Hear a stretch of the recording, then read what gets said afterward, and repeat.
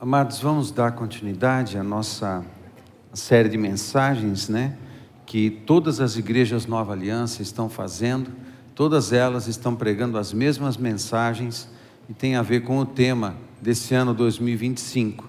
E o pastor Davi orientou a gente a orar sempre, e é o que nós fazemos, às vezes não aqui, mas na preparação e tudo, nós intercedemos pelos demais pastores e por todas as demais igrejas Nova Aliança e as aliançadas com a Nova Aliança, que estão usando e usam o mesmo currículo, e usa de célula, e usa também as propostas aqui de mensagem e tudo mais, com exceção, aliás, o pastor Davi fazendo agora no começo do ano as mensagens, os esboços das mensagens, somente esses, as outras, cada pastor de cada igreja prega segundo a direção do Espírito. Mas agora, eu convido você, mesmo sentado, você abaixar a sua cabeça, que eu quero interceder por todas as igrejas Nova Aliança, todas as que tem no Brasil, em outras nações também, e por todas as igrejas aliançadas, porque nós queremos todos a mesma coisa.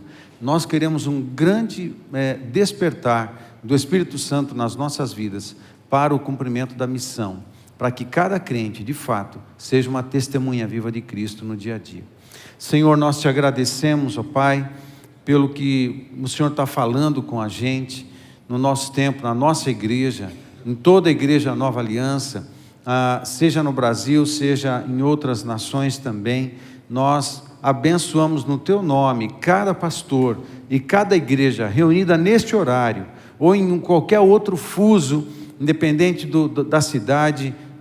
O Senhor abençoe e derrame graça sobre cada uma no nome do Senhor Jesus, e que nós aqui, mas também todas as igrejas aliançadas e Nova Aliança, ó Deus, todos nós provemos do Senhor um grande despertar por parte do Teu Espírito Santo, movendo cada um de nós a volitivamente, intencionalmente, sermos testemunhas vivas de Jesus no nosso dia a dia.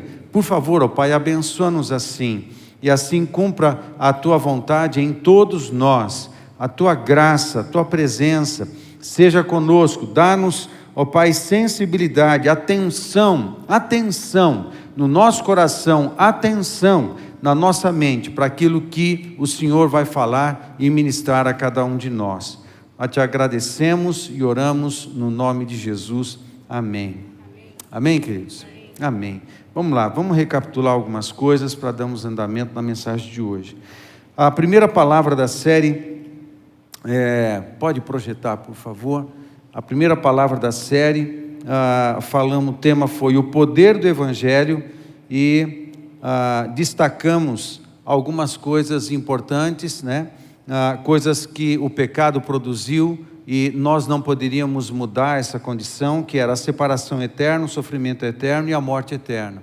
No entanto, Jesus veio resolver todas estas questões para nós, Então, Ele veio promover a reconciliação com o Pai, Ele levou sobre si o peso do nosso pecado, o preço do nosso pecado, para nos dar justificação e vida e consolo, e Ele morreu em nosso lugar para nos dar vida. Foi isso que Jesus fez por todos nós. Na segunda palavra, a pastora Mônica, que pregou, o tema da palavra é o testemunho, e ela desenvolveu falando da importância do nosso testemunho, e tornar o testemunho de Cristo um exercício de dia a dia, e ela falou várias coisas que estão aí na projeção que você está vendo.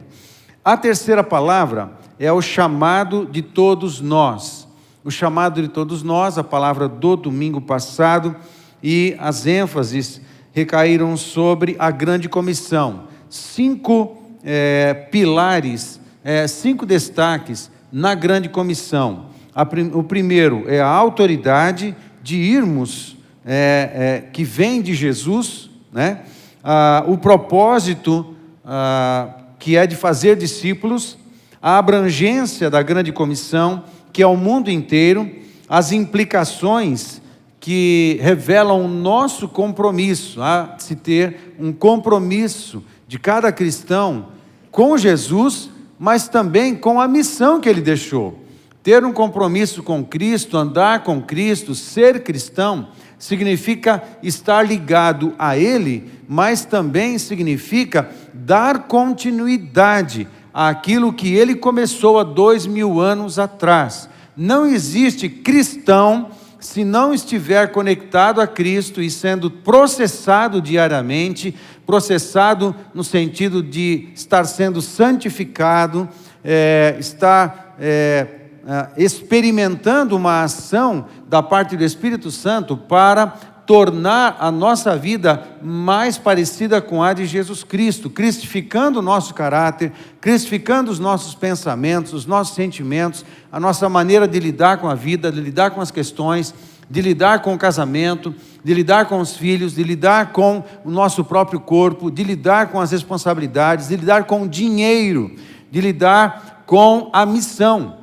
Lidar com a missão que cada um de nós tem em Cristo Jesus, de testemunhar dele mesmo para todas as pessoas. Amém, queridos? Isso aí faz parte da gente.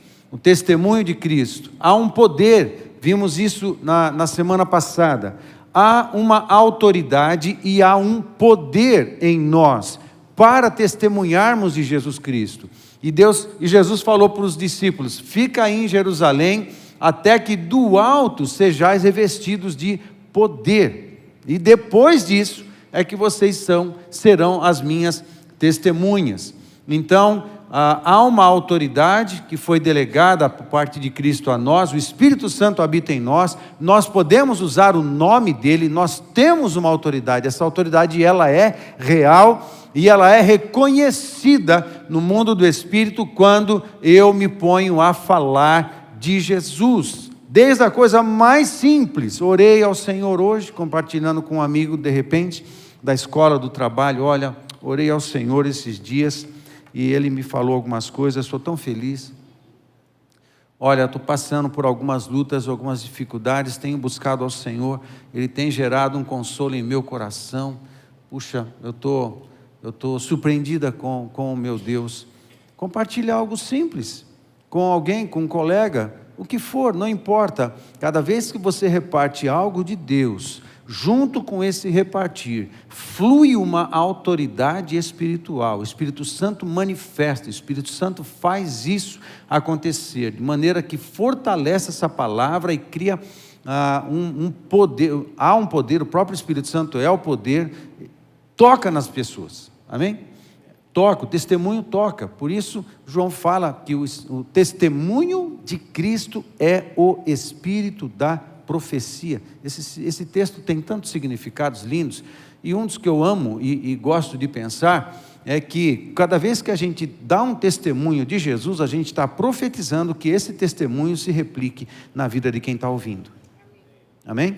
Se é um testemunho de salvação, de eu ter encontrado a vida, de ter encontrado o perdão, e eu reparto isso com alguém, nesse compartilhar de testemunho, flui autoridade, flui poder e uma profecia, que isso se replique na vida de quem está me ouvindo. Amém, gente? Isso é um poder do testemunhar. Nós todos temos essa responsabilidade, e destacamos isso na semana passada. Muito bem. Hoje a gente vai desenvolver uma outra temática, aliás, de continuidade, né? O tema de hoje é chamados para uma missão. Não apenas os vocacionados para o ofício integral do ministério, não apenas os pastores, não apenas os missionários, não apenas aqueles que exercem dedicação integral no ofício do ministério, servindo a igreja, não, todos nós, amém, queridos? Todos nós todos fomos chamados por Deus, primeiro para a salvação, depois todos nós fomos chamados por Deus para testemunhar da salvação, amém?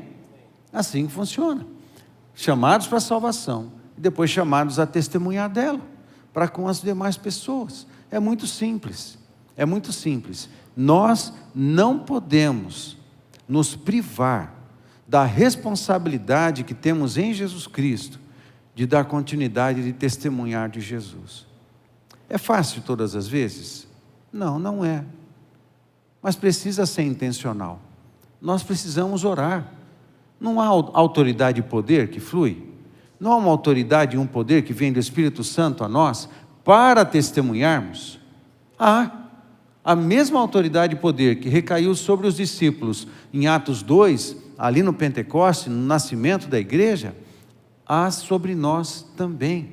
Quando você ora e pede ao Senhor a construção de um ambiente propício, pede ao Senhor para preparar uma situação em que você possa repartir alguma palavra. Não é uma grande pregação com introdução, ponto 1, 2, 3 e conclusão. Não precisa ser uma grande instrução, não precisa ser uma aula de teologia. Não, é algo que Deus está falando na sua vida, algo que uma experiência de algo que você está provando, que você provou ou está provando da parte de Jesus, e você reparte com alguém. Amém, queridos? Nós não podemos nos privar de falar da tão grande salvação que chegou a nós. É algo muito grande para a gente ficar guardando ela só para a gente. Nós precisamos repartir isso com as pessoas. Não é fácil? Para mim não é. Para mim, que sou naturalmente introvertido, naturalmente silencioso, naturalmente calado, naturalmente melancólico, fleumático, para mim é um grande desafio. Sair do carro enquanto o cara está abastecendo que nem o pastor Davi mencionou hoje cedo, né? Sair do carro enquanto o cara está abastecendo, ir lá e puxar uma conversa e falar de Jesus para ele em 2, 3 minutos, né? É um desafio, mas é um desafio. Amém? Vamos para frente. Vamos fazer essas coisas. Nós todos temos esse chamado. Eu quero conversar com você um pouco sobre como foi acontecendo no desenvolvimento da igreja, depois de Atos 2, quando eles receberam autoridade e poder. Como é que o Evangelho foi se movimentando nas cidades, em Jerusalém, depois Samaria, na região da Judéia, e depois aos confins da terra. Eu quero passear com você no livro de Atos, e depois fazer uma conclusão e tirar algumas conclusões disso tudo que a gente vai conversar. Ok, gente? Estão com a gente? Então, muito bem. Então, vem comigo. Eu quero mencionar aqui, em primeiro lugar, o texto de Atos, capítulo 20, verso 24.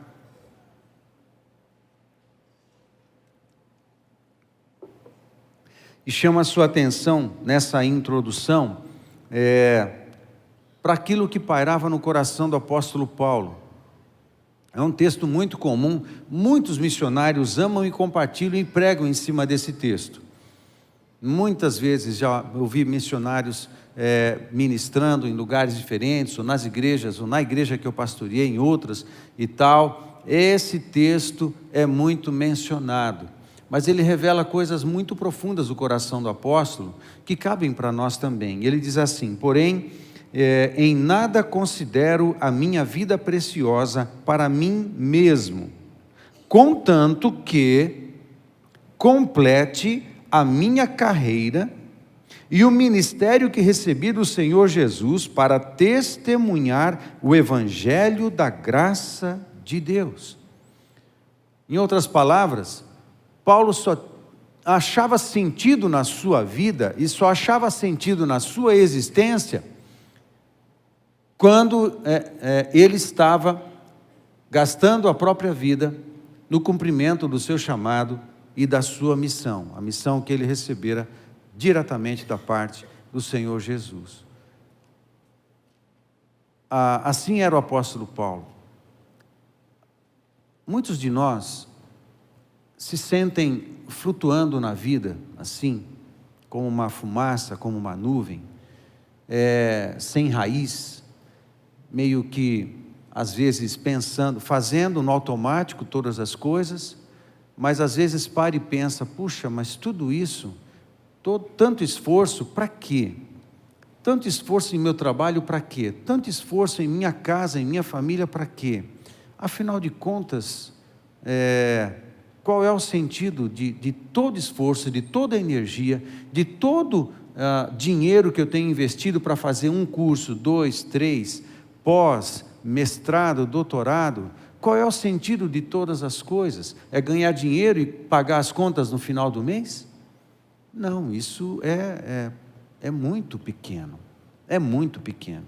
É guardar um pouco de dinheiro e fazer uma boa viagem no final do ano, de férias? Não, isso é muito pequeno.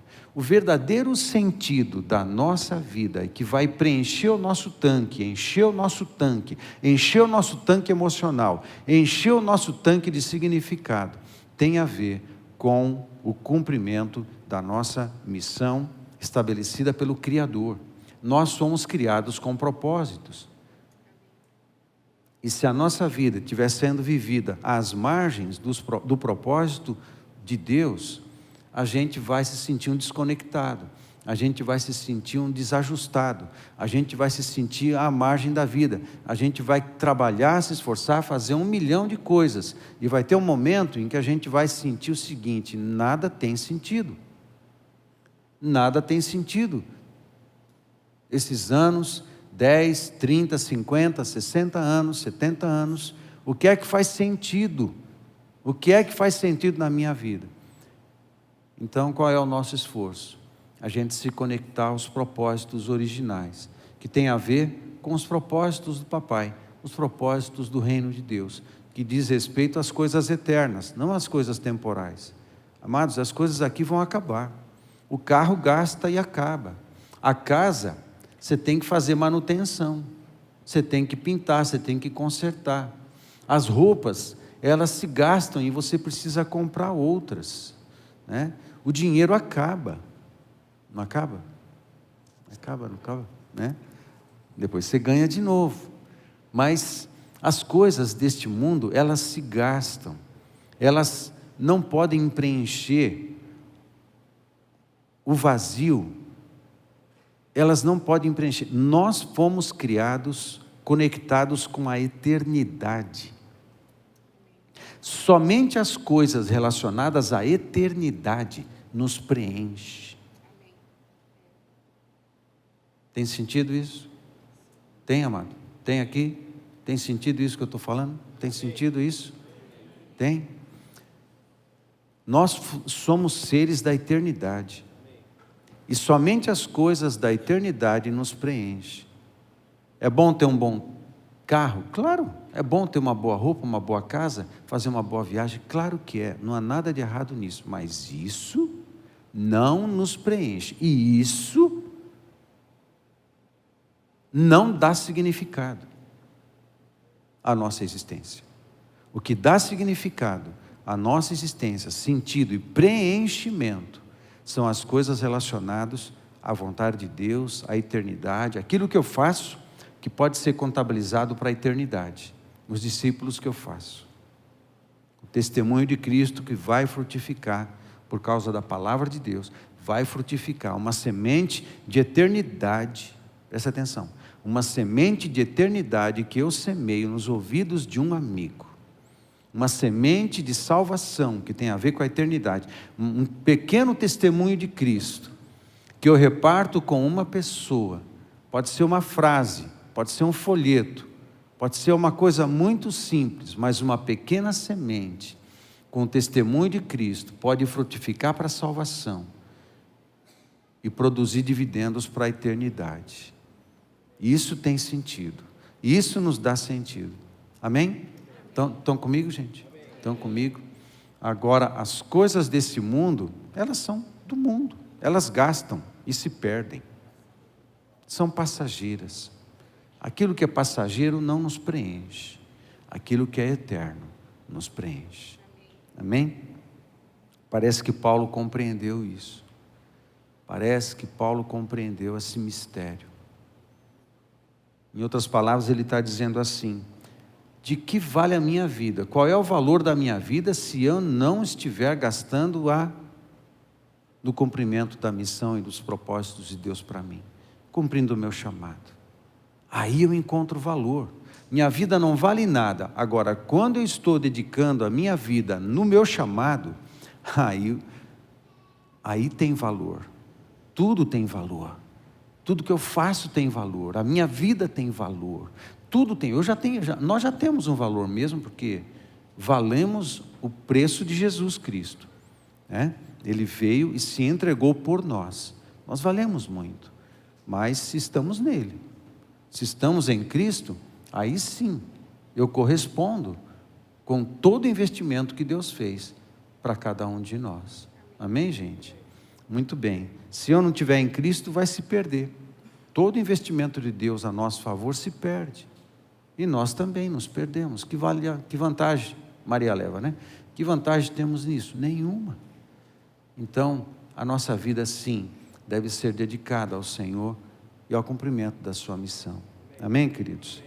E pensando nisso, a gente cai lá para Atos, né? Quando ele conversa com os seus discípulos, e a gente vê o início da igreja missionária.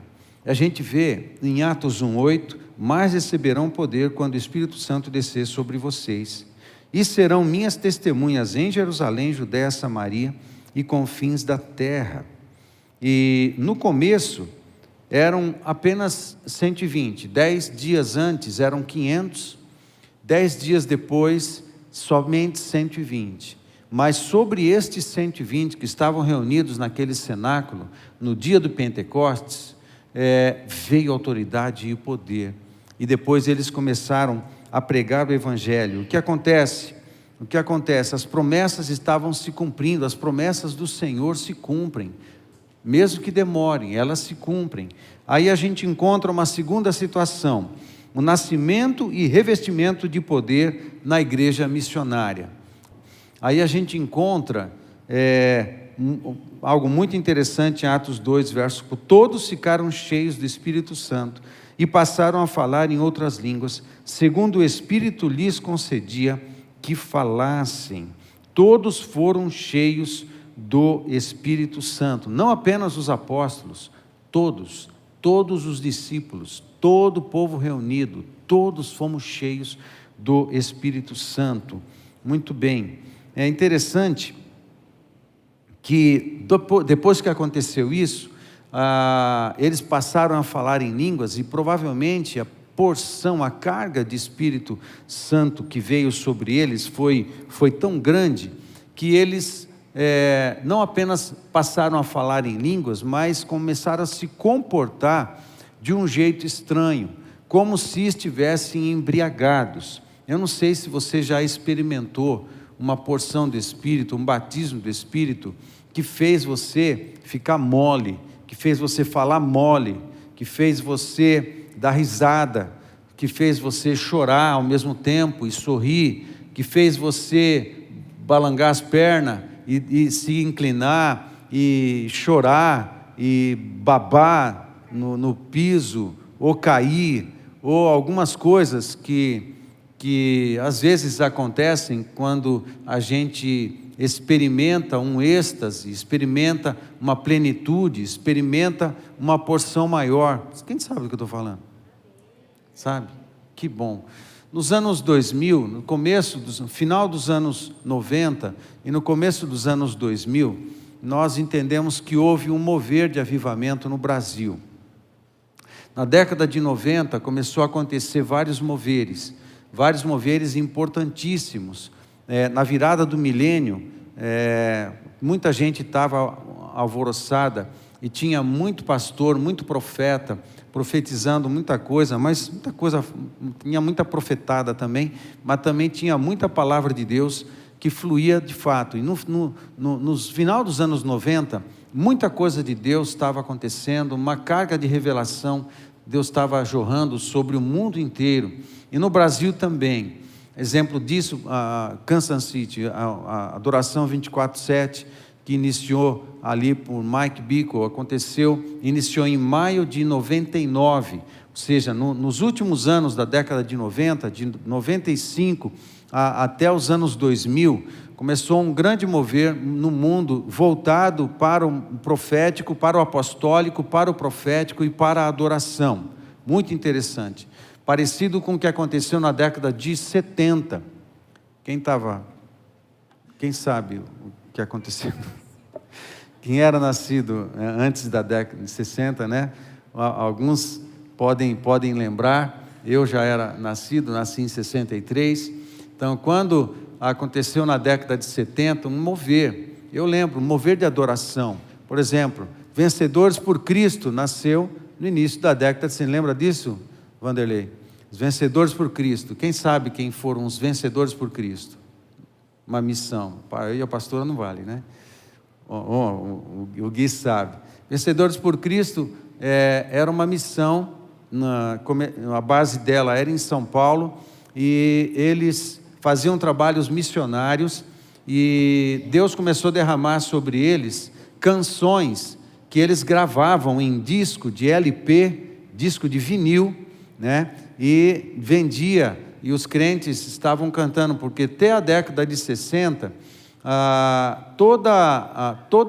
todo canto, toda a inódia da igreja, eram hinos com partitura.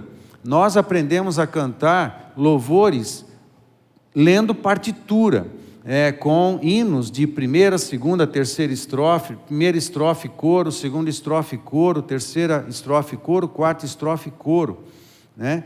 Então nós cantávamos hinos lindíssimos, que fizeram parte da nossa vida, dos mais antigos, né? Que tinha a ver com salvação, tinha a ver com graça, com poder, com moveres de conversão de pessoas.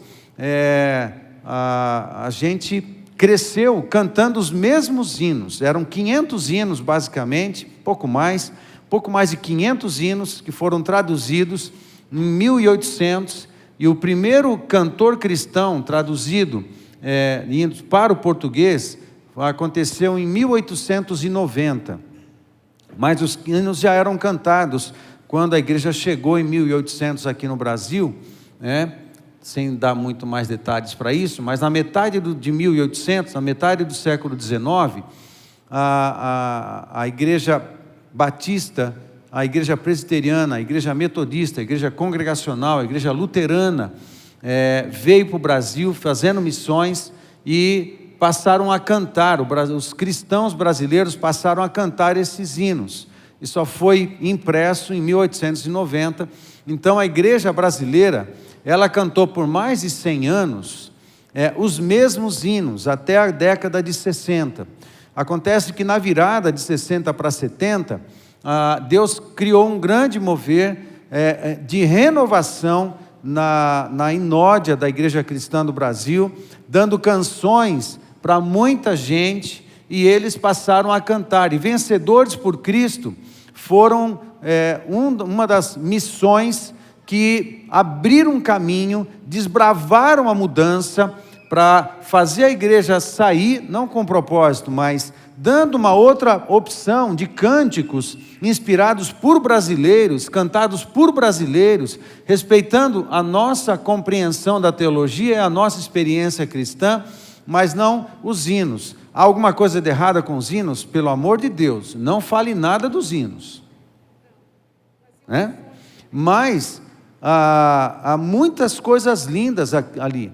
A igreja do século XIX e do século XX, ela se fortaleceu adorando através dos hinos, do cantor cristão e da harpa cristã. Um hino, um cântico, para ser bom, ele tem que ser cantado por 100 anos, no mínimo.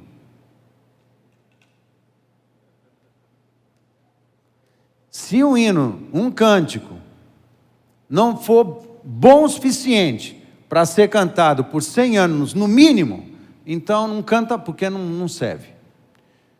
É no cantor cristão que tem Castelo Forte, que é um hino escrito por Lutero, que era músico também. Lutero, ele escreveu um hino, Castelo Forte, está no cantor cristão, e esse hino, Castelo Forte, é cantado pela Igreja Reformada há 500 anos. Um cântico tem que ser bom o suficiente para ser cantado por 500 anos. Em Êxodo 15, o primeiro hino é cantado ali. Em Apocalipse 15, É o cântico de Moisés. Em Êxodo 15, em Apocalipse 15, você encontra o cântico de Moisés e o cântico do Cordeiro. Um cântico e um hino tem que ser bom o suficiente para ser cantado, para ser cantado por 3.500 anos. Aí Moisés vai fazer dueto com Jesus. Eles vão cantar o hino, o cântico de Moisés e o cântico do Cordeiro. E tem hino que os anjos não cantam. Eles ouvem os humanos cantarem. Os hinos que contam da nossa redenção. Os hinos que contam história de como o Senhor nos alcançou na nossa fraqueza. Como o Senhor nos alcançou no nosso pecado. Nos resgatou pelo seu amor e graça. Nos deu perdão. E nós fomos salvos. Estamos sendo transformados dia a dia pelo poder e pelo amor do nosso Senhor Jesus Cristo. Nós cantamos cânticos assim, quando a gente está cantando assim, os anjos não cantam. Porque eles não têm uma experiência de pecado. Por isso não tem de redenção. Então tem canto que os anjos param só para nos ouvir. E se alegrar. E se alegrar conosco. É muito importante tudo isso. Na década de 70, começou um mover de avivamento, com os cânticos. Eu estou falando isso, mas não está no script aqui, né? Não tem nada a ver. Não, tem tudo a ver, mas... O que aconteceu? Aí no final, muitos moveres aconteceram, mas, perto da virada do século, das décadas de 90 no início dos anos 2000, começou alguns moveres de avivamento, sim, em vários lugares, mais regionalizados, no Brasil e no mundo. E no Brasil também isso aconteceu. Perto dos anos 2000, tinha um mover do Espírito que estava fazendo gente nascer dente de ouro. A obturação de amálgama ou de porcelana virava ouro. Nós vimos isso, nós presenciamos isso. A pastora tem uma restauração que virou prata e está em prata até hoje. Não sei se você sabe disso. Foi nessa época. Nós víamos isso acontecer assim, ó. Abre a boca aí. Tá, amálgama. A gente faz um tempo de louvor. Abre a boca aí. Ouro. 4 obturações de uma vez só. Brilhando na boca, até acendia a boca. Eu vi isso. Eu vi isso. Pessoas que eram tocadas pelo poder de Deus, perdiam as pernas e caíam, choravam, riam, eram cheias de Deus, com uma porção tão grande, tão grande, tão grande, que a pessoa, ela se comportava como quem está embriagado. Pessoas experimentando toques no corpo, experimentando anjos tocando nelas, vendo, abrindo visão, vendo anjos se movimentando no ambiente, o Espírito Santo se movendo com tanto poder, promovendo curas de todo tipo, curas mesmo, pessoas, curas com aparelhos de surdez, cai da orelha, e a pessoa percebe que está ouvindo sem o aparelho de surdez. Coisas maravilhosas de feridas fecharem, osso crescer, e coisas tão tremendas. Um mover de Deus aconteceu nesse período, mas de repente as coisas diminuíram, né? Diminuíram, muita profecia, muita restauração do ofício profético veio acontecendo no final dos anos 90 para os anos 2000. E em Atos 2, isso aconteceu, não originalmente em Atos 2, mas na história, isso acontece em muitos outros momentos também. Amados, nós oramos e nós esperamos que a gente seja revestido de tanto poder, porque o propósito não é cair, o propósito não é ter um trabalho de dentista, de um anjo dentista, só para ter seus dentes restaurados. O propósito não é o arrepio, o propósito não é nem a cura física, muito embora seja necessária, a gente precisa sim de cura física para um monte de coisa, mas o propósito final não é isso. O propósito final é nós sermos mais cheios da pessoa de Jesus Cristo, sermos santificados e transformados um pouco mais à semelhança de Cristo e carregados de graça e poder para falar de Jesus para as pessoas, porque todo mover do Espírito tem que resultar em obra missionária, em avanço do Evangelho. As pessoas precisam saber. Amém, gente? É o que aconteceu aqui, é o que aconteceu em Atos 2. O povo sai daquela sala onde foram revestidos de poder, pareciam embriagados. Eu vi isso, eu já fiquei assim. E eu não falo isso do tipo assim, está vendo como eu sou espiritual? Não, eu estou falando, eu já experimentei coisas assim, e eu estou clamando a Deus para provar isso novamente. Eu estou com muita vontade de experimentar muito mais do Senhor. Entenda, não é o sinal pelo sinal, o sinal é só um sinal, o sinal não serve para nada, a não ser para apontar a direção. Amém, gente? A gente não pode focar no sinal, a gente não pode nem focar no milagre, porque o milagre não é o grande propósito. O grande propósito é a nossa santificação, é a glorificação do nosso Deus, e transformar todas essas experiências em poder de testemunho, em testemunho poderoso, para que a semente da salvação toque e alcance muito mais vidas. Isso aconteceu em Atos. Eles descem, saem do cenáculo, saem naquela condição toda cheia de poder, o pessoal olha para eles, está todo mundo bêbado aí, não sei o quê. Aí Pedro se levanta e fala assim, não tem ninguém bêbado aqui não. O que está acontecendo é o cumprimento da profecia de Joel. Uau! O cumprimento das promessas do Senhor estão se cumprindo. Tem promessas para nós, tem promessas para você, tem promessas para a nossa comunidade, tem promessas para a nossa cidade. Tem promessas para a nossa cidade. Aí, acontece a primeira colheita. Pedro começa a pregar, ali, quando chega no verso 40 do capítulo 2 de Atos, a gente vê o texto. Com muitas outras palavras os advertia e insistia com eles, salvem-se desta geração corrompida. Os que aceitaram a mensagem foram batizados. E naquele dia houve um acréscimo de cerca de 3.000 pessoas. A igreja tinha 120 pessoas. Num instante, numa pregação, a igreja passa a ter 3.000 pessoas. Num só instante, num só dia. Isso começa a acontecer. Agora, há uma estratégia que eu vou mencionar no ponto seguinte. Agora, preste atenção, Pentecostes.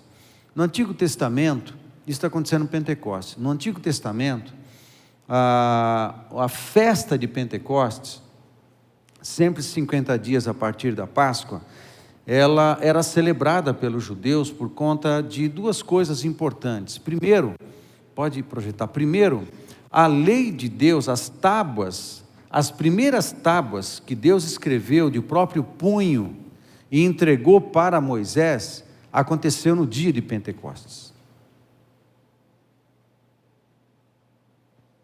Exatamente no dia de Pentecostes.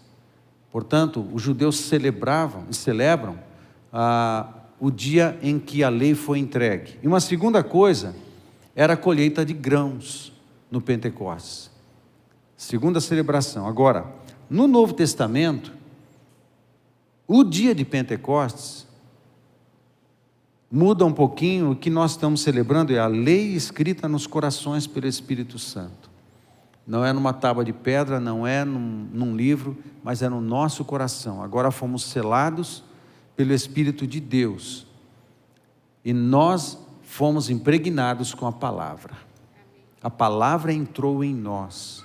Não numa pedra, esculpida, mas no nosso coração, cumprindo a palavra de Jeremias, cumprindo muitas palavras do Antigo Testamento. Não agora uma colheita da cevada ou colheita de grãos, mas uma colheita de pessoas. Amém? No Antigo Testamento, o dia que Moisés recebe as leis e a colheita de grãos. No Novo Testamento, o dia que o Espírito Santo foi nos dado e selou o nosso coração com a palavra viva e a colheita de pessoas para o reino de Deus. Nós vivemos nesta fase da história. A igreja, até que aconteça profeticamente a festa do tabernáculos, as trombetas, Yom Kippur, e tabernáculos, a igreja hoje vive no período histórico do Pentecostes. Amém, gente? Hoje nós vivemos nesse tempo. Muito bem. Na sequência, que a gente encontra a estratégia de Deus para a expansão do Evangelho às nações. Olha que interessante. Jerusalém era uma cidade que provavelmente tivesse 30 mil habitantes no seu dia a dia, fora das festas, né? Fora das festas solenes em que o povo se reunia em Jerusalém, 30 mil habitantes, um pouco menor que Cornélio Procópio. Mas nos dias de festas, esse número subia para em torno de 100 mil pessoas. Imagina isso. 100 mil pessoas que vinham de tudo quanto é nação, gente de outras culturas, mas que eram judeus, que estavam espalhados por toda a terra, mas que falavam outras línguas, que eram de outras nações, e outros visitantes que gostavam de visitar Jerusalém também. Vinha gente de tudo quanto é nação para Jerusalém, e Deus estrategicamente prega para essa galera, essa galera das outras nações que estavam vendo os discípulos cheios do Espírito Santo, e esses é que se convertem. A igreja de Jerusalém, no primeiro momento, tinha 3 mil pessoas, mais 120, mas essa galera depois saiu, eles voltaram para suas nações, e levaram a semente da salvação nelas. Aí o número de discípulos de Jerusalém diminuiu, a gente não tem esses números, não importa, o fato é que em Jerusalém foi acontecendo multiplicações, mais de 5 mil, depois de 7 mil, depois ninguém constava mais, ninguém conseguia contar mais, e eram grandes multidões de discípulos, multidões de discípulos. É isso que a gente encontra no livro de Atos, muito interessante. Aí o que a gente encontra? A perseguição reativou as missões transculturais. O que rolou? O que rolou depois de algum tempo? Os discípulos foram comissionados por Jesus para fazer o evangelho explodir em Jerusalém, Judéia, Samaria e confins da terra. Aí o que eles fizeram? Ficaram cuidando de si mesmos ali em Jerusalém. Vamos cuidar um do outro, vamos cuidar um do outro, vamos cuidar um do outro. Beleza, nós precisamos disso, nós cuidamos uns dos outros mesmo. Nós fazemos isso, cada célula faz isso, cada líder faz isso, mas nós precisamos esticar os braços missionários, os braços transculturais da igreja local. A gente precisa alcançar outras culturas, precisamos alcançar outras etnias. Aí isso não estava acontecendo pela igreja de Jerusalém, muito embora o primeiro momento tenha feito com que muita gente tivesse levado a semente da salvação para suas nações. Mas a igreja de Jerusalém precisava continuar fazendo isso para consolidar o crescimento dessas sementes também, e dessas pessoas e desses discípulos. Como a igreja, ela se ensimesmou, aí aconteceu uma coisa também, uma estratégia de Deus. Lá no capítulo 7 e 8 de Atos, acontece o início de uma grande perseguição. O Saulo, que era lá no futuro o apóstolo Paulo, Saulo tinha poder de polícia, tinha direito de matar cristãos, ele foi um enviado do Sinédrio, da autoridade religiosa, autoridade de polícia, para perseguir os cristãos. Ele foi a pessoa mais importante ali no martírio de Estevão. Estevão morre no capítulo 7 de Atos. Saulo estava lá, permitindo isso, provavelmente movimentando para que acontecesse a morte de Estevão. E logo depois da morte de Estevão, por causa do apóstolo Paulo, por causa de Saulo, não era apóstolo na época, por causa de Saulo, inicia uma grande perseguição da igreja, que está registrado em Atos 8:1. Naquela ocasião, desencadeou-se grande perseguição contra a igreja em Jerusalém. Todos, exceto os apóstolos, foram dispersos pelas regiões da Judéia e Samaria. Uau, todo mundo se espalhou, perseguição. Atos 1:8, Jesus fala para Jerusalém, Judéia, Samaria e confins. Atos 8:1, inicia uma perseguição para dar cumprimento à missão de confins da terra. Judéia, Samaria e confins da terra. Então Deus promove uma perseguição. Com isso, os crentes, eles se espalham por toda a Judéia e Samaria. E aí você encontra Filipe em Samaria, evangelizando no capítulo 8, versos 4 e 5. Por exemplo, diz assim: entre mentes os que foram dispersos, iam por toda parte pregando a palavra. Filipe, descendo à cidade de Samaria, anunciava-lhes a Cristo. Você vê Pedro e João em Samaria também, no capítulo 8 de Atos. Eles souberam o que estava acontecendo em Samaria, e Pedro e João, os principais apóstolos, foram para lá dar suporte, porque Filipe era um dos 7, ele era um diácono na igreja de Jerusalém, e evangelista, cheio de poder, cheio de unção. No capítulo 8, Filipe prega para o eunuco, aquela famosa história de ele pregar no eunuco, na carruagem. Depois ele é transladado, ele some de um lugar, aparece no outro e continua a pregação do evangelho. Você vê a conversão de Paulo no capítulo 9, capítulo 9, de 1 a 30, nos primeiros versos do capítulo 9, Saulo se converte. Aí vai acontecendo várias coisas, e Saulo para de perseguir a igreja, e ele se transforma num pregador do evangelho também. Quando a gente chega no verso 31 do capítulo 9, é muito interessante. A igreja passava por um período de paz em toda a Judéia. É raro isso aqui. Mas Paulo, que estava perseguindo a igreja, se converteu. No começo do capítulo, e no verso 31, né? A igreja passava por um período de paz em toda a Judéia, Galiléia e Samaria. Ela se edificava e, encorajada pelo Espírito Santo, crescia em número, vivendo no temor do Senhor. Amém, queridos? E assim a história vai se desenrolando. Pedro em Jope, depois vai para Cesareia, evangelizar Cornélio, né? Tem a ver comigo e com você também. Aí no capítulo 10, muita coisa também está acontecendo. O evangelho segue para Antioquia. Quando chega no capítulo 11, verso 19, os que tinham sido dispersos por causa da perseguição desencadeada com a morte de Estevão, chegaram até a Fenícia, que é o Líbano hoje, Chipre e Antioquia, anunciando a mensagem apenas aos judeus, né? Foram dispersos pela perseguição, mas ainda assim, eles sempre miravam nos judeus, mas depois a mensagem foi espalhando mesmo. Agora, muito interessante, porque chegou em Antioquia. O que aconteceu? Antioquia era a terceira maior cidade do Império Romano em toda aquela região, da Síria, de Israel, de toda a Judéia. Era a terceira maior cidade. Antioquia era uma grande metrópole, provavelmente. Alguns estudiosos dizem que ela poderia ter em torno de 500 mil habitantes. Era uma mega cidade, tamanho de Londrina. No primeiro século, isso era estrondoso. Uma grande metrópole, uma grande capital.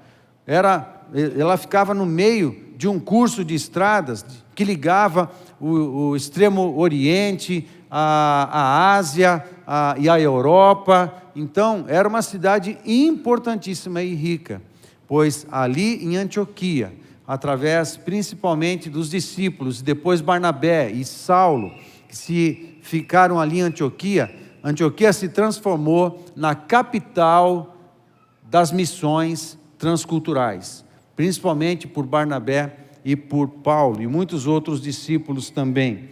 Até que a coisa foi desenrolando, Antioquia tornou-se muito bem. Aí Lucas, a partir do capítulo 13 de Atos, foca mais na pessoa de Paulo, porque em capítulo 13, o Espírito Santo levanta Barnabé e Saulo para irem em empreendimento missionário. E eles foram para a região da Galácia, primeira viagem missionária. A região da Galácia fica no meio da nação da Turquia hoje, então foi bem pertinho de Antioquia. Visitaram várias cidades de toda aquela região e eles empreenderam a primeira viagem missionária de Paulo, muito embora, quando saíram de Antioquia, quem saiu liderando foi Barnabé. Então era Barnabé e Saulo. Depois, em um momento, Barnabé e Paulo. E Paulo torna-se o líder da missão. Depois empreende a segunda viagem, terceira viagem, até a década de 60, quando ele vai para Roma. Mas o foco de Lucas, a partir do capítulo 13, está todo na pessoa do apóstolo Paulo. Quando você chega na segunda viagem missionária, lá no capítulo 16 de Atos, você encontra o evangelho chegando na Europa. Chega em Filipos. Filipos fica na região da Macedônia, bem perto de Tessalônica, e já é Europa, ali perto da Grécia. Grécia fica mais ao sul, Corinto fica mais ao sul também, mais a oeste de Atenas. Aí, quando Paulo chega em Filipos, ele vai orar perto de um rio, acha uma tal de Lídia, e essa reunião, ele aproveitou algumas mulheres que estavam ali naquele rio, ele compartilha do evangelho, as mulheres aceitam, Lídia aceita o evangelho, aceita Jesus, e oferece a sua casa para o apóstolo Paulo, e a casa de Lídia se transforma na primeira igreja da Europa. Trabalho missionário do apóstolo Paulo. Assim, o evangelho seguiu sendo pregado pelos apóstolos, por outros apóstolos, e Marcos, por exemplo, não está escrito, mas a tradição diz que Marcos foi para o Egito, Tomé foi para a Índia, e cada um dos apóstolos foi para algum lugar do mundo, e foram martirizados. Todos foram martirizados. A palavra mártir é o testemunho, Em português, a raiz grega, ou a palavra grega para testemunho, tem a mesma raiz de mártir, aquele que carrega marcas, aquele que é marcado por uma verdade e se transforma num promotor dessa verdade. Eu carrego as marcas, isso é o testemunho. Eu tenho as marcas de Cristo em mim e eu compartilho e mostro essas marcas para as pessoas, para que as pessoas também sejam marcadas pelo Espírito Santo, com o perdão dos seus pecados. Jesus foi marcado na cruz do Calvário por nós, mas Ele marca a nossa vida com o selo do Espírito, que é um selo de salvação. Até o ponto do Evangelho se espalhando por todo o primeiro século, e quando chega em Apocalipse, o apóstolo João, ele menciona no capítulo 5, verso 9, algo interessante, porque a igreja do primeiro século, nós somos frutos da igreja do primeiro século. Você entregou a vida a Jesus aqui no século 20, aqui na cidade de Cornélio Procópio, porque esses primeiros cristãos deram a vida para propagar essa mensagem. Há um preço, amados, para pregar o evangelho de Jesus Cristo. Há um preço. E nós precisamos pagar o preço na nossa geração. Amém, queridos? Na nossa geração, somos nós que pagamos o preço para propagar o evangelho às pessoas. Quando chega em Apocalipse capítulo 5, verso 9, você encontra o seguinte: e entoava um novo cântico, dizendo: digno és de tomar o livro e de abrir-lhe os selos, porque foste morto, e com o teu sangue compraste para Deus os que procedem de toda tribo, toda língua, todo povo e toda nação. A igreja está dando continuidade à pregação do evangelho em todos os cantos do planeta, para que então o ambiente da segunda vinda vá sendo preparado.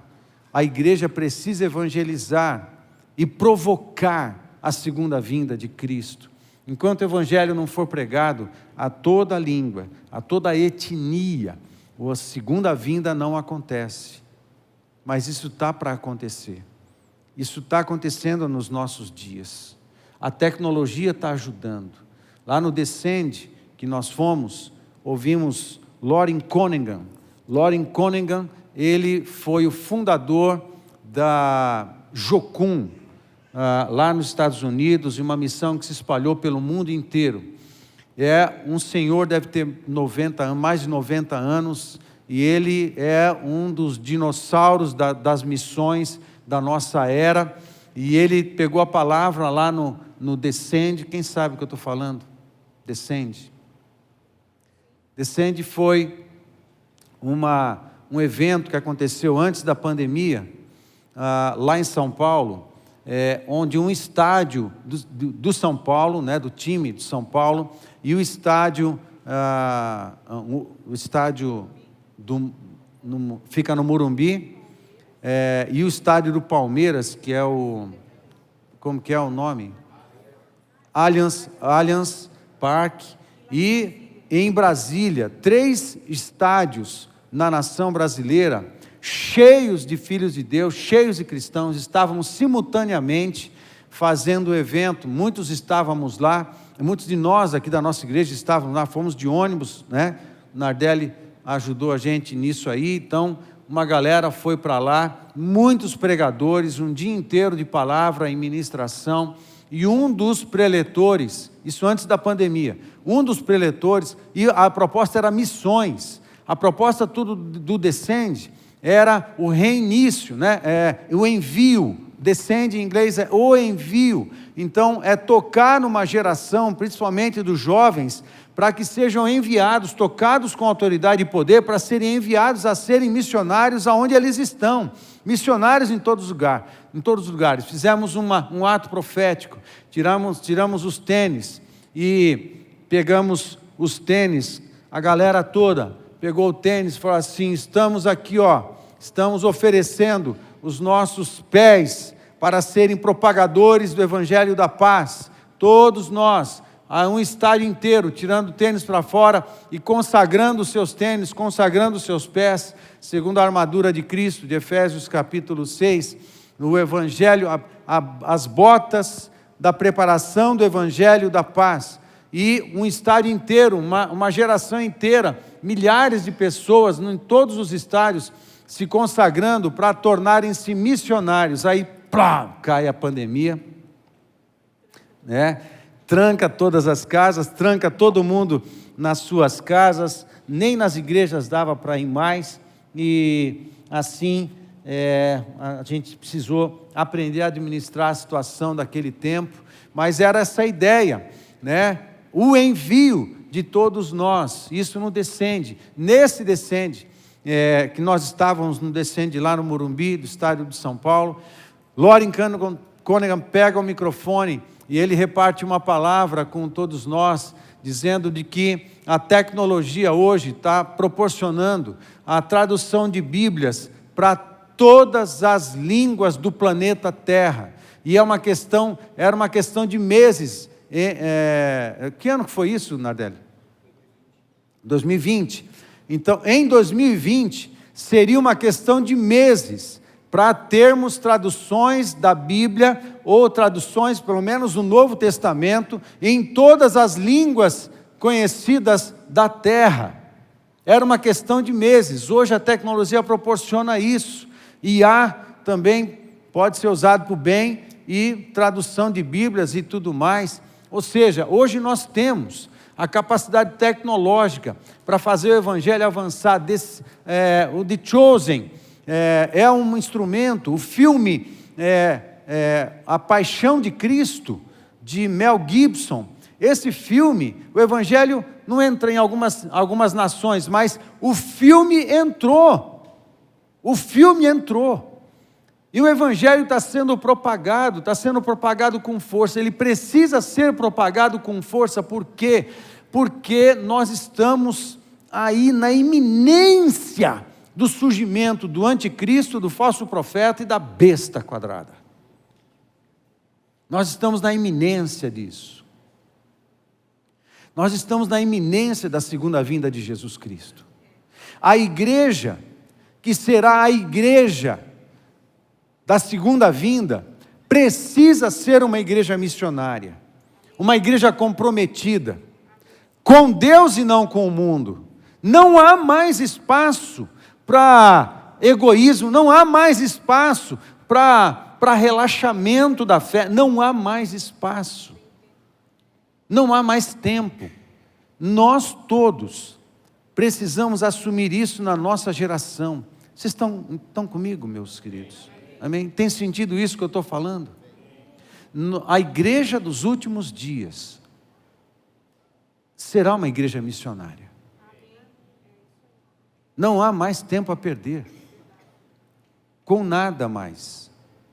Continua trabalhando, sim, continua cuidando das suas coisas, sim, mas incorpora o seu chamado missionário em tudo que você é, a sua missão, em tudo que você é, em tudo que você tem, em tudo que você faz. Transforma a tua empresa numa agência do reino dos céus. Transforma a tua profissão numa agência do reino dos céus. Transforma o teu dinheiro em investimentos para o reino dos céus. Transforma a tua loja num lugar propagador do Evangelho. Transforma os teus clientes em alvos missionários. Transforma os teus alunos em alvos missionários. Amém? Não há mais tempo a perder. Não há mais tempo a perder. Meu coração geme, quase em sofrimento. Parece que Deus está gerando em muitos de nós, uma dor que só pode ser aliviada no cumprimento da missão. No cumprimento da missão. Quero resumir tudo isso em 3 verdades. Primeiro, 4. Em 3 verdades que são 4. Tá? A primeira, todos temos uma missão. O ministério que a gente tem na igreja é para servir os irmãos. Mas a missão é para propagar para aqueles que não conhecem a Jesus. O ministério da igreja não define todos os aspectos do seu chamado. A gente precisa pensar para fora. A gente precisa pensar em estratégias. Assumir, cada um de nós, no nosso dia a dia, o nosso papel missionário. Amém, queridos? Segunda verdade, é a missão que traz significado à vida. Eu mencionei isso no início. A missão é que traz significado à vida.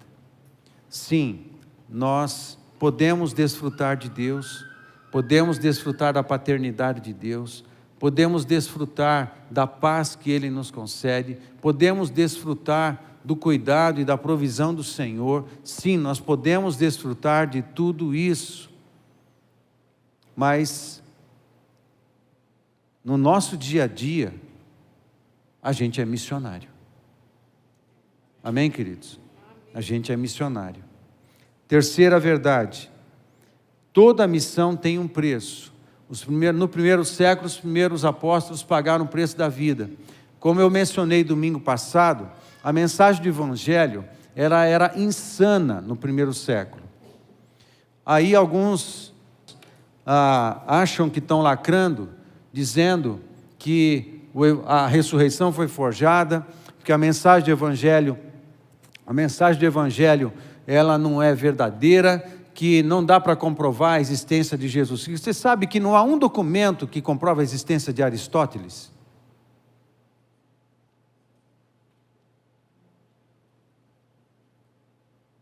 Sabe disso?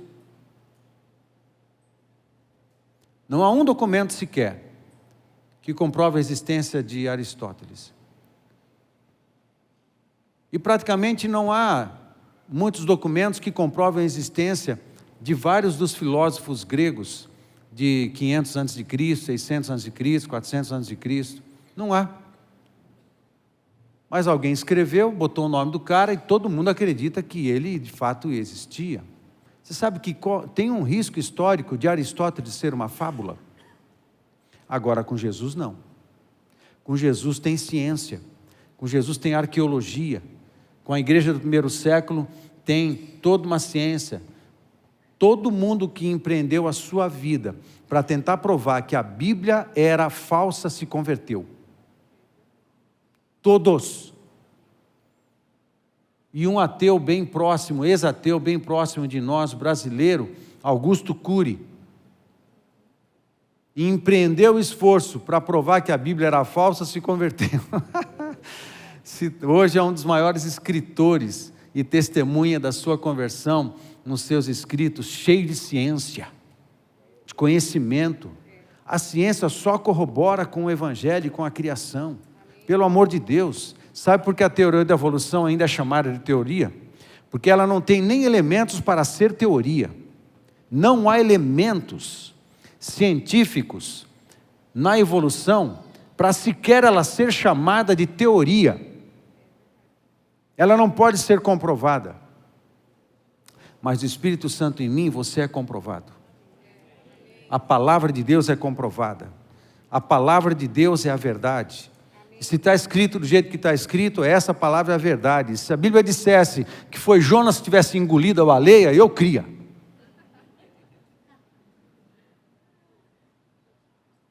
Não sei como, mas se a Bíblia disse, é verdade. Agora eu estou exagerando, né? Você sabe que o humor do primeiro século não tem as piadas de cada cultura de um jeito. O humor no primeiro século era tipificado pelos exageros. Quando Jesus fala assim, que você está preocupado com o teu irmão, seu hipócrita? Tira primeiro a trave que está no seu olho, o tronco que tem no seu olho, que depois você vai ter condições de ajudar o seu vizinho, o seu amigo, a tirar o cisco que há no olho dele. Em português você não percebe, mas Jesus está usando de uma ironia assim, exagerada, quando ele ensina dessa forma.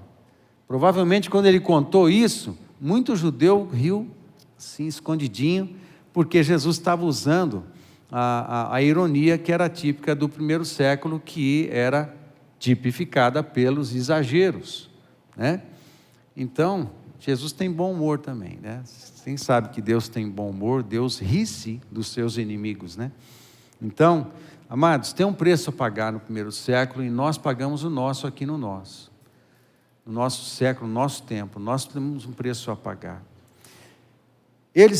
Eu falei que o Evangelho era insano na pregação, porque de fato era, e ele só sobreviveu porque é a verdade. O Evangelho só sobreviveu porque ele é a verdade. Porque tinha tudo para acabar. Mas sobreviveu porque é a verdade. Por 2000 anos, é a única verdade que salva o homem. É o Evangelho do nosso Senhor Jesus Cristo. E a quarta verdade que eu destaco, a grande recompensa no presente e na eternidade. Quem assume a sua missão, quem assume a sua identidade missionária, aonde você está, pode acreditar, vai ser ajustado aos propósitos de Deus e você vai ter um preço a pagar, mas há uma recompensa inigualável nesse tempo e na eternidade. Não há nada que se compare a ver uma pessoa entregando a vida para Jesus. Por favor, Rose, vem aqui, vem, pastora. A gente agora, você dá o seu jeito para alinhar com tudo que a mensagem propõe aqui, né? A Rose compartilhou uma palavra aqui no início, e eu pedi para ela compartilhar agora. Mas vê se você quer falar agora ou depois, porque aí você vai tentando alinhar as coisas, né? foi falando, eu fui escrevendo até que eu parei. Saiu muita coisa. Eu dou o esboço para você depois. E essa semana Deus me trouxe à memória o tempo que a gente está vivendo, né? A gente está vivendo o testemunho de Cristo. E Deus falou muito forte no meu coração, Salmos 90:12, onde fala: ensina-nos, Senhor, a contar os nossos dias, para que alcancemos um coração sábio. E eu comecei a questionar, falei, mas o que isso, né, tem a ver, Senhor? E tem tudo a ver, porque o que a gente vive, né, reflete na vida das pessoas. Talvez o falar não faz tanto, mas a atitude nossa reflete. E eu me preocupei da seguinte forma: nós estamos trabalhando para o testemunho de Cristo.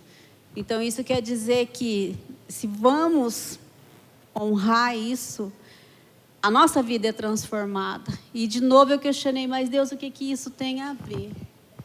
E Deus me levou no espírito da seguinte forma: se eu me preocupar em viver um dia de cada vez, olhar para o meu próximo, eu vou fazer o melhor, eu vou ser o melhor, eu vou correr mais evangelizando, porque nós somos a carta.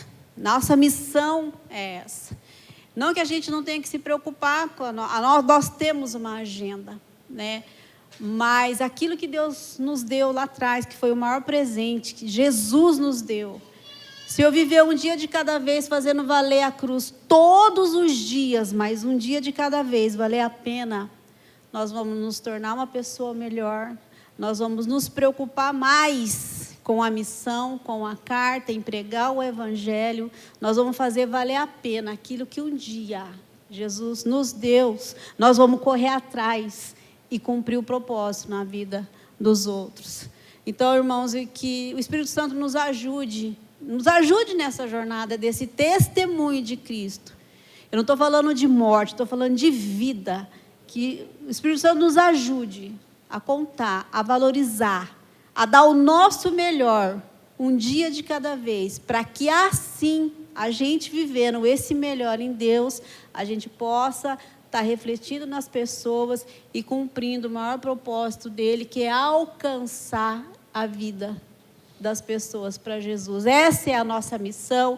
E o pastor começou a falar de que o coração dele tem clamado, o coração, e o meu também tem, gente. Ele começou a falar, e ali no banco eu falei, Jesus, as pessoas estão morrendo.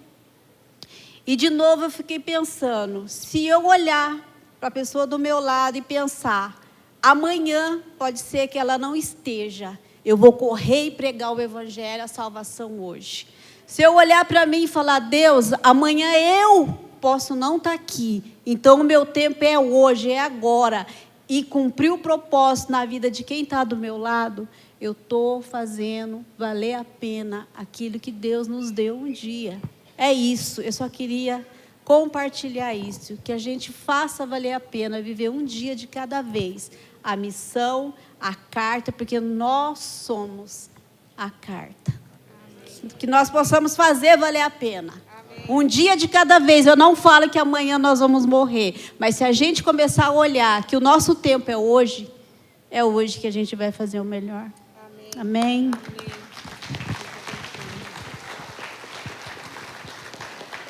Amém, igreja.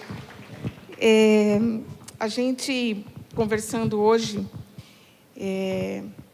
de manhã sobre tudo que a gente tem ouvido e tudo que a gente tem vivido, a gente estava lembrando de quando a gente voltou, quando a gente chegou na Nova Aliança.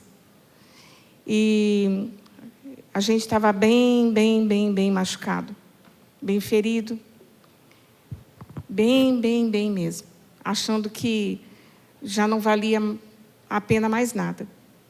Mas nós fomos naquele lugar recebidos com abraços, com atenção, com respeito. E no processo, dia a dia, um dia de cada vez, a gente foi sendo curado. A gente foi sendo curado quando a gente chegava, por isso eu acho tão lindo quando a gente chega, a gente tem um corredor cheio de gente para nos abraçar. Dá um tempo. Se você precisa de um abraço, passa ali, dá um abraço em alguém. Isso cura. A gente estava sendo curado. Quando a gente chegou na célula, era uma célula nova, estava começando também. A gente foi tão bem recebido. A gente foi tão amado, tão cuidado. A gente não falava nada, a gente nem abria a boca. Pediam para a gente, às vezes, quer falar alguma coisa? Não quero falar nada, não. Às vezes, no final, então, eles pediam, Paulo, ora para nós, para a gente encerrar a célula. Então, o pastor orava assim, e a gente logo ia embora. Mas sabe, queridos, a igreja é um lugar para a gente ser curado. Tem muita gente precisando ser salva, mas também muita gente para ser curada. E essa palavra da Rose, de nós olharmos para as pessoas e achar, e pensarmos, né? Não existe amanhã. E não existe mesmo. A gente só vive o presente. O passado já era, o futuro não chegou. Agora é o momento. Nós realmente precisamos abraçar a missão e fazer do nosso dia a dia que essa missão seja o ordinário. O extraordinário é quando a gente se reúne aqui. Como o pastor, quando começou hoje, falou, estamos numa grande família. Estava lá do outro lado, ainda falei, olha o barulhão do povo. Todo mundo chegando, conversando, rindo, falando. Que gostoso. Esse é o extraordinário.